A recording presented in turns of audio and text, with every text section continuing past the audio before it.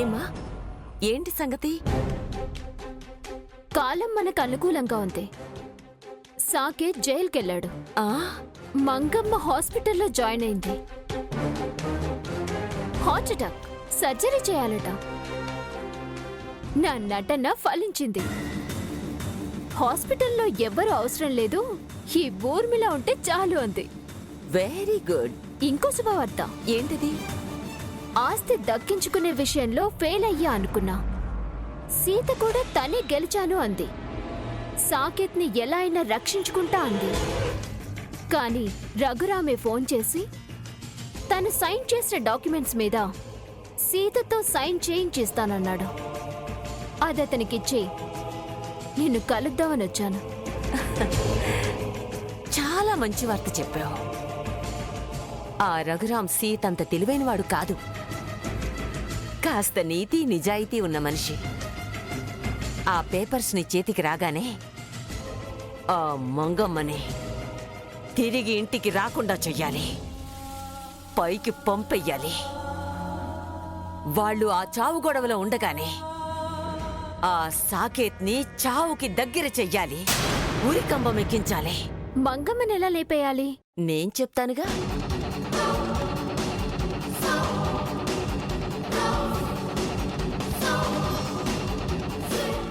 ఈ రాత్రికే ఆవిడ స్వర్గ ప్రయాణానికి ఏర్పాటు చేస్తా. జాగ్రత్త, మూడో కంటికి తెలియకూడదు. అలాగే వస్తా. నా కోరిక నెరవేరబోతోంది మంగా.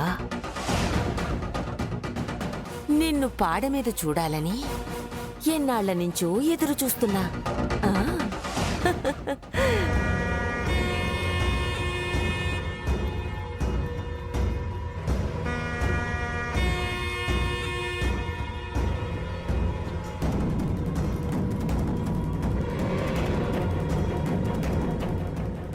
స్వర్ణ, సీత, ఊర్మిళ వస్తుంది, జాగ్రత్త.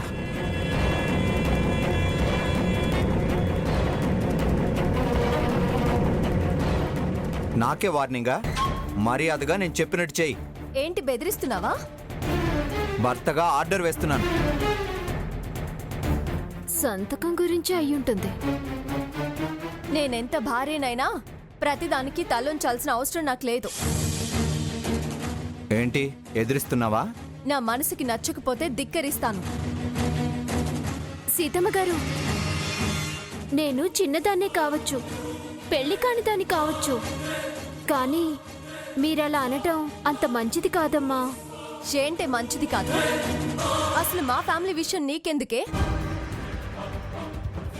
అవును, నిన్న అమ్మమ్మ గారు హాస్పిటల్లో తోడుగా ఉండమన్నారు కదా, వదిలేసి ఎక్కడికి వెళ్ళావు?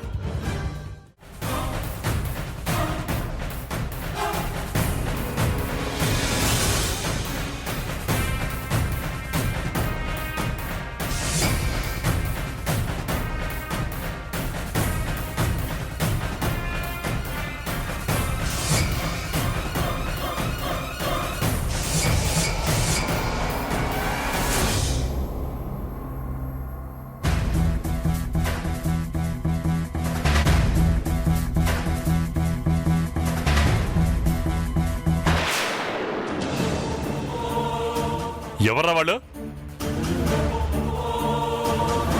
పోలీస్ కార్కి అడ్డం పెట్టారు. దారి తప్పితే ఎవరి దారిలోనైనా అడ్డంగా నిలబడతాం. ఏయ్, తలతెక్కగా ఉందా? నీ దారే తిన్నగా లేదు. ఏంటి పొగరుగా మాట్లాడుతున్నారు? సాకేత్ ని హాస్పిటల్ కి తీసుకువెళ్తారా లేదా? నువ్వెవరు ఆర్డర్ వేయడానికి? లా అండ్ ఆర్డర్ ని భ్రష్టు పట్టిస్తున్నారు గనుక. ఏం మాట్లాడుతున్నావు నువ్వు? నువ్వు పద్ధతి తప్పి ప్రవర్తించావు, ఆ తప్పుకి శిక్ష అనుభవిస్తావు. రేయ్, జీప్ ఎక్కించండి వాళ్ళని. నన్ను జీప్ ఎక్కించే ముందు ఒకసారి జీపు దిగిరా. దాని తర్వాత నేను జీప్ ఎక్కడమో నువ్వు జీప్ హాస్పిటల్కి తిప్పడమో తేలుతుంది. దిగిరా, దిగిరా.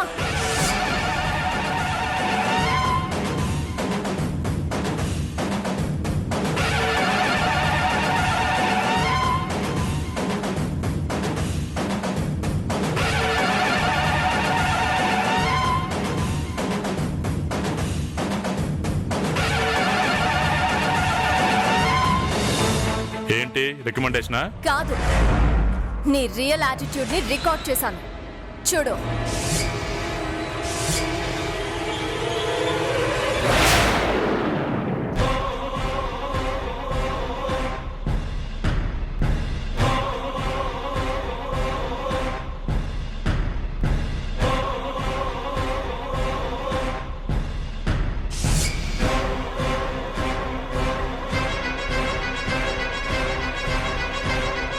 ఇప్పుడు ఎటు తీసుకెళ్తావో నువ్వే డిసైడ్ చేసుకో.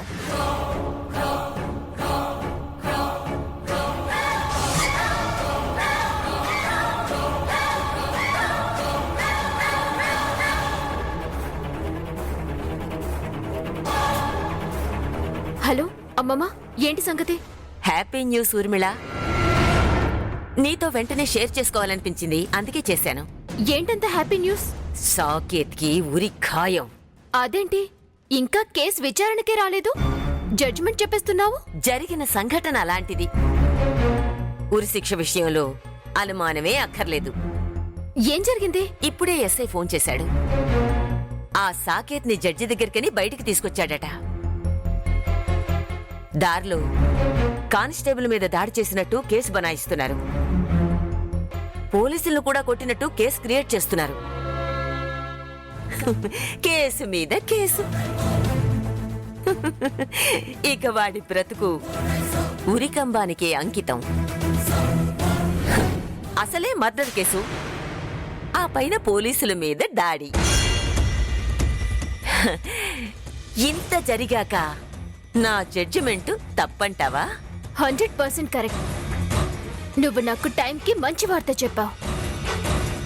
ఈ వార్త ఆ ముసలావిడ చెవిన వేస్తే ఇక్కడ ఈవిడ పని అవుట్. అదెలా? ఇప్పుడే డాక్టర్ వచ్చి టెస్ట్ చేసి ఆందోళనకరమైన ఏ విషయం ఆవిడ చెవిన పడొద్దు అన్నారు. తెలిస్తే ప్రమాదమన్నారు.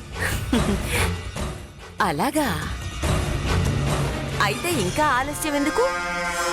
వెంటనే దాని చెవులో ఊదు. గుండె పగిలి చస్తుంది. అలాగే.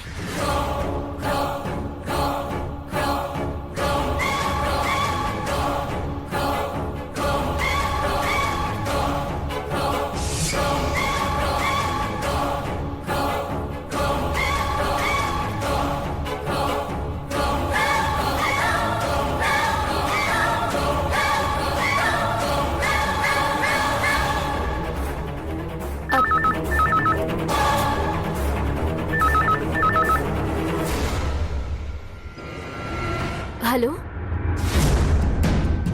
ఏంటి? ఎస్ఐ సాకేత్ నిరికించిన విషయం అమ్మమ్మ గారికి చెప్దామని అనుకుంటున్నావా? నీకెలా తెలుసు? నీ వెదవ తెలివితేటలు నాకు తెలియవా?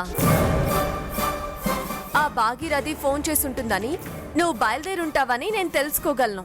మంచిది. నా అవకాశం నేను వినియోగించుకుంటాను. తీరిగ్గా వచ్చి ఏడువు. నా ఏడుపు తర్వాత ముందు నువ్వు కళ్ళు తేలేస్తావు చూడు.